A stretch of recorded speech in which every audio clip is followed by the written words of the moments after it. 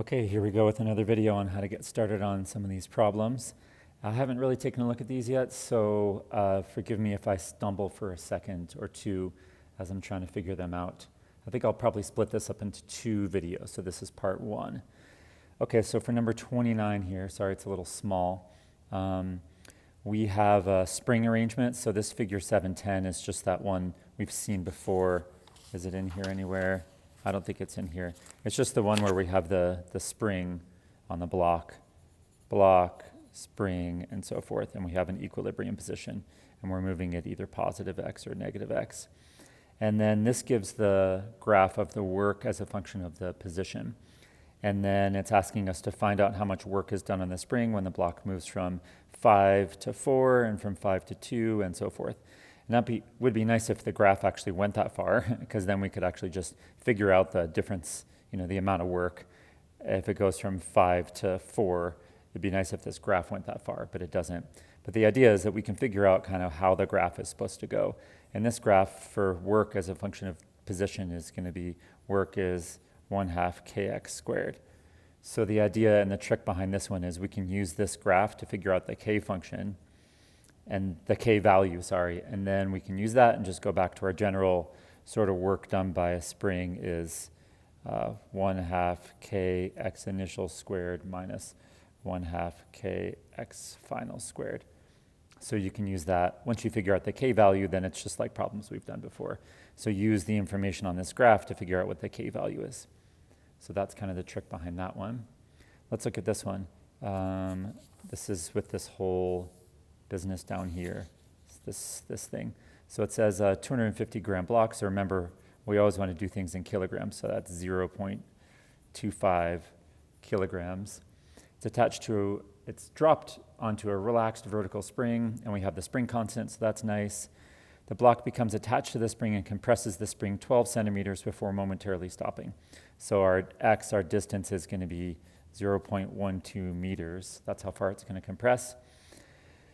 What work is done on the block by the gravitational force on it and by the spring force on it? Okay, so gravitational work done by gravity is just mgh. So that's, let me scooch this up a little bit. Sorry, you can't see this. So the work done by gravity is just going to be mgh. That should be pretty easy to do. This is kind of how far the spring compresses. Let's just make sure it's dropped on while the spring is being compressed. Okay, so our starting point is when the block is actually touching the spring. That's important because there would be more work done by gravity in this distance between here and here. But in it says while the spring is being compressed. So once again, that means our starting point is right here. So it's going to compress 12 centimeters right there, and that's what we're going to stick in for our gravitational work. So let's see, how much is done by the spring force. So we know how to figure out the work done by the spring, 1/2 kx initial squared minus 1/2 kx final squared. Our initial here is going to be 0. Okay, good. What is the speed of the block just before it hits the spring? Okay, so this is something we can work backwards to figure out. The speed of the block just before it hits the spring. So the way we're going to figure that is that the work that was done by the spring is going to be, so we're going to have to set up something here so that everything's going to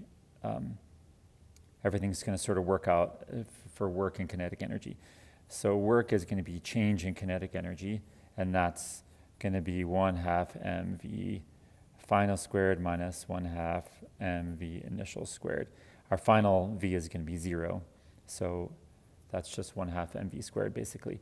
So the amount of total work that was done is going to be the work done by gravity and the work done by the spring. So the work done by gravity is going to be mgh, and the work done by the spring is going to be whatever is going to figure out from here. So the total amount of work is going to be the change in kinetic energy. So that's a little bit of a tricky problem. I like that one because it just has you figure some things out.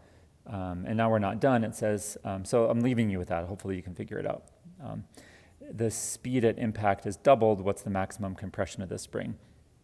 So in a sense, we could kind of fudge it a little bit and say 1/2 kx squared is sort of like 1/2 mv squared, right? That's not exactly right, but that's sort of what it comes down to in a sense. in terms of the energies. Actually, no, I don't know if that's totally true. If the speed at impact is doubled, what's the maximum? No, never mind. We can't really use this because we have this mgh involved in there as well. Remember I said I was going to be fiddling around a little bit. In here, for this work up here, we're going to have an mgh term, and we're going to have a 1/2 kx squared term. And the h and the x are the same if you didn't figure that one out. So these two are sort of like equaling the 1/2 mv squared on this side. So working backwards, if I double this v over here, we can kind of figure out what's going to happen to this x or h value over here. So that's actually a tricky one. I'm going to let you roll with that one and see how you do on it without giving you any more hints. But that's sort of the basics on how to get started at least. Okay, so 64. I'm wondering if I can get closer or something. I guess that's what it's going to be. Can I focus better? Okay, that's a little bit better. Boxes are being transported from one location to another in a warehouse by means of a conveyor belt that moves with a constant speed of 0.5 meters per second. Certain location, the conveyor belt moves 2 meters up an incline at angle 10 degrees. So there's my up incline. Then horizontally for 2 meters, and then finally down a 2 meter inclined at 10 degrees. Assuming the 2 kilogram box rides on the belt without slipping, at what rate is the force of the conveyor belt doing work on the box? So the rate of work being done, work over time, that's power, right? So one of the formulas that we have for power is going to be force times velocity. So basically, if we can figure out what the force is on the box, and then we already know what the velocity is, because it's at a constant speed of 0.5 meters per second. So this kind of turns into just like a force problem. So we've got the box over here. We've got gravity pulling down on the box, mg. I've got an mg cosine theta going this way, and an mg sine theta going this way. And there's also a force from the ramp on the box. That force is this force. Hopefully you can see that this and this have to balance each other out in order for it to move at a constant speed. Yep. And then it's going to be the, that's pretty interesting. On the way up, these two have to balance each other out. On the way down, so I've got an mg going there, and I've got an mg cosine theta, which I don't really care about, and then mg sine theta going that way, and I've got another force going this way. So where does the rate? You actually know this force has to be backwards. So if that force were going that way, the whole thing would be accelerating. So this force still has to be going this way, and these two things still have to balance each other out in order for me to have no net force, so I'm going at a constant speed. At first I thought this force was going to be going this way, but it's really slowing the box down. If there were no force here, then the box would accelerate down the ramp. So that's going to be the same. And then at the top here, we don't really need, this is actually pretty interesting. We have a force going this way. Actually, I don't need a force to keep it going at all, right? Remember, if there were a force that way, it would be accelerating because I don't have any forces backwards. So I don't need a force over here. So just to kind of give it away, the power at the top here is going to be 0, meaning there's actually no work being done on the box as it's going across here. It's not changing its kinetic energy. It's not changing its potential energy. So the power is 0 as it's going across the top, assuming things are frictionless, right? That there's no friction slowing the belt down. So that's actually an interesting little twist right there. Okay, so you got it from that point. Once again, I didn't solve it for you, but I gave you a little bit of a hint. And let's see here. Number 65, a cord runs around 2 massless frictionless. I guess there's a diagram coming up. Oh boy, okay, here we go. Let's see if I can fit this all in the frame here. Cord runs around 2 massless frictionless pulleys. A canister, mass 20 kilograms, hangs from one pulley. Exert a force F on the free end of the cord. Okay.